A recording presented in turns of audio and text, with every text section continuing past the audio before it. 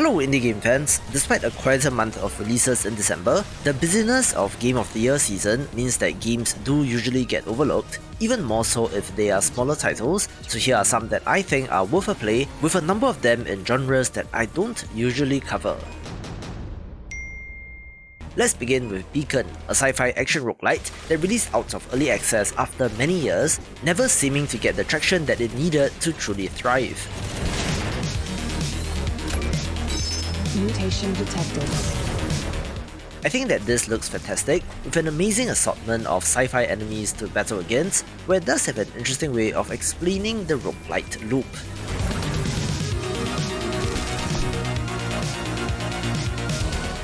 You are playing as successive clones of the same person, with the option to intentionally mutate yourself from run to run, where disturbing and unnerving part is that you can actually come across the corpse of a previous clone on your next run.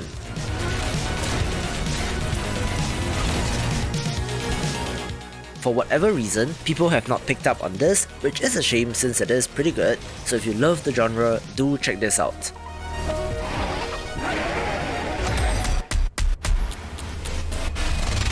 Our first adventure game of interest is Cleo, A Pirate's Tale, one where a young girl stumbles upon a mysterious pirate journal and is thrust into a swashbuckling adventure. This is essentially a point-and-click adventure game that is inspired by both Zelda and LucasArts adventure games like Monkey Island, with some wonderfully done pixel art as well. Despite the time period that this is set in, there are more mysterious sci-fi elements as well, making this of interest.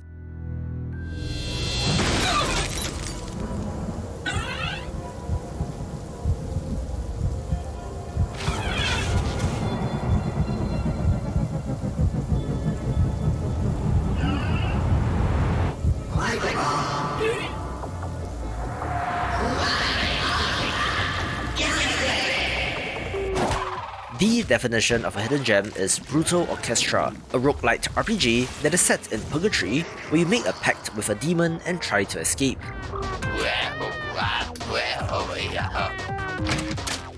There's a very interesting combat system that has to do with a resource named Pigment, obtained from killing enemies or even from yourself, which makes this combat system something different from the classic turn-based JRPG combat. The pixel art looks great as well, with suitably grotesque enemy designs which is in line with the setting, and as someone who loves turn-based RPGs, this got my attention.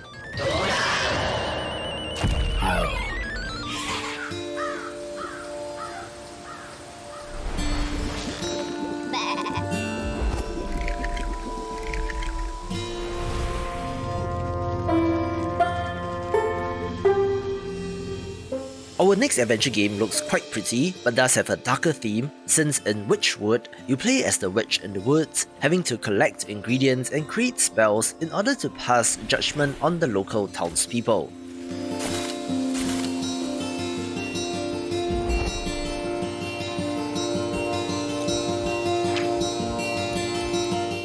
The resource gathering and crafting elements are fine, but this is used, surprisingly, in action combat sequences to great effect, with some impressive art and detail in the environments as well.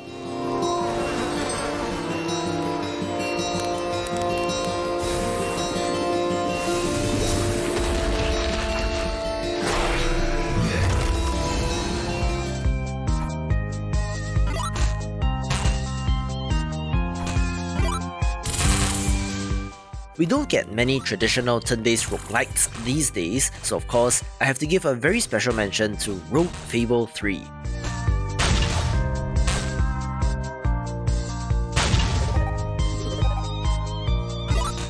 The fun of these games is always the emergent stories that come out of the game, where with 10 character classes and 8 races, all of which affect your playstyle, will give it quite the amount of replayability.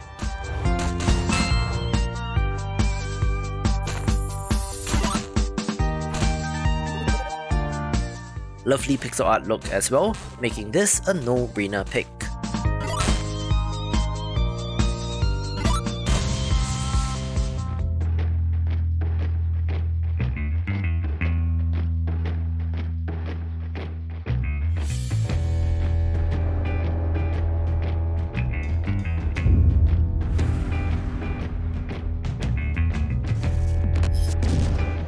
Another wonderful pixel art title that some of you mentioned in the comments is The Captain, and since I do love my pixel art, of course I have to give it a mention.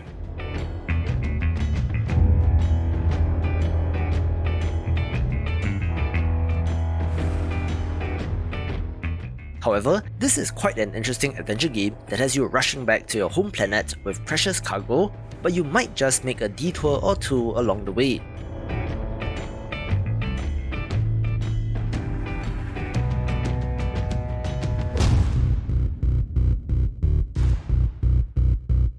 As such, think of this like FTL faster than light, but where you get to land on the planets and explore.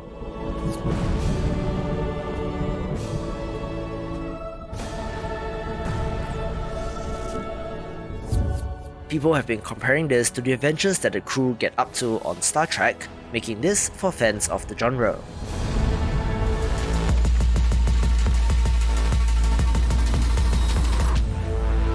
Her examination results as follows. Symptoms of PTSD, common for an ex-Earth collective soldier. Mild CSV infection. Katana's handshake. Cranial aug needs a service. She's still our best hacker though. A game that did suffer at launch is Mechajammer, since while this turn-based tactical RPG looks absolutely fantastic, it was riddled with game-breaking bugs which was unfortunate, but there is certainly something to this game. We can thank our Quinton friends for that. Broken toe, whiplash, wolf bite, and increase in impulsive and risky behavior. It takes place in a self-described grindhouse jungle colony, which in some ways does resemble more of the early Fallout games. Sooner we get that shiny new ship. The mood, atmosphere, action, and RPG systems are top-notch, but the developers have been hard at work fixing bugs, but I'm not sure of its current state, making it one to keep an eye on. Let's hope there's something left of us to escape with.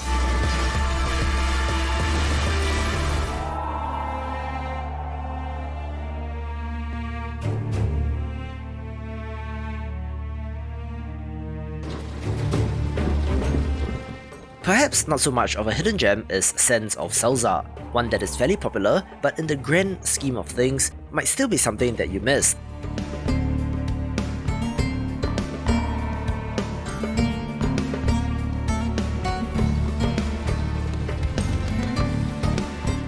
It comes to us from a Chinese studio, so it's always impressive to see developers from non-traditional countries make a mark, where it is essentially Dynasty Warriors meets Diablo.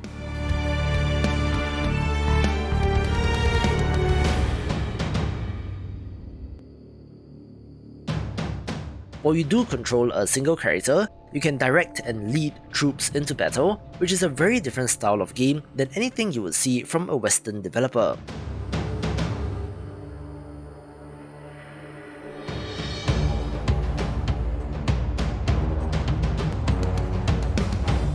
This has a nice cel-shaded look from the isometric camera angle, as well as hand-drawn cutscenes and portraits as well, so if it looks good to you, be sure to pick this up.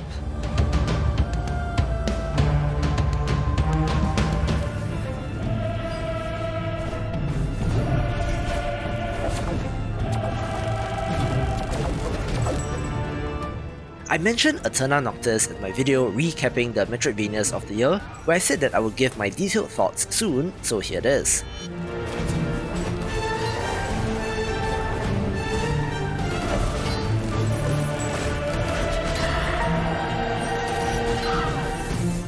This is a pretty impressive entry in the genre, mixing sci-fi and fantasy, where you play as a King of Darkness trying to regain his strength for another showdown with the Queen of Light.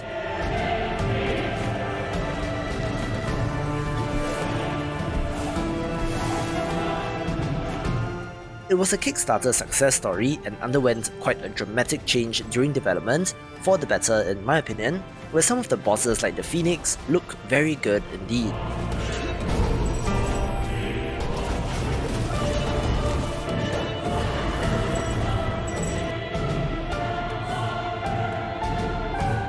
It certainly has some Hollow Knight influence, which is not a bad thing, but perhaps took one too many cues from Path of Pain, in that it does surprisingly have quite a number of challenging platforming sections.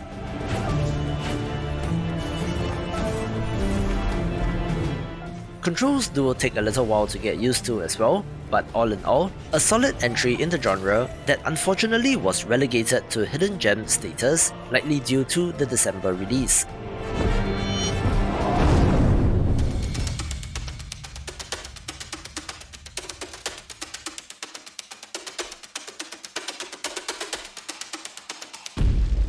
I like my city builder and survival games where pleasant surprise was Noble Fates, one that has a fantasy setting where you're building and defending a medieval kingdom.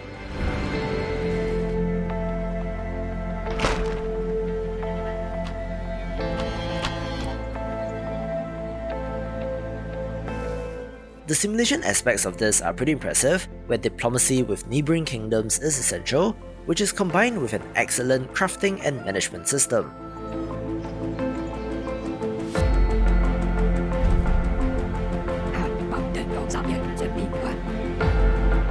It does have a more unique feature in allowing you to zoom in and take direct control in third person, which is neat, but not exactly how I like to play this type of game.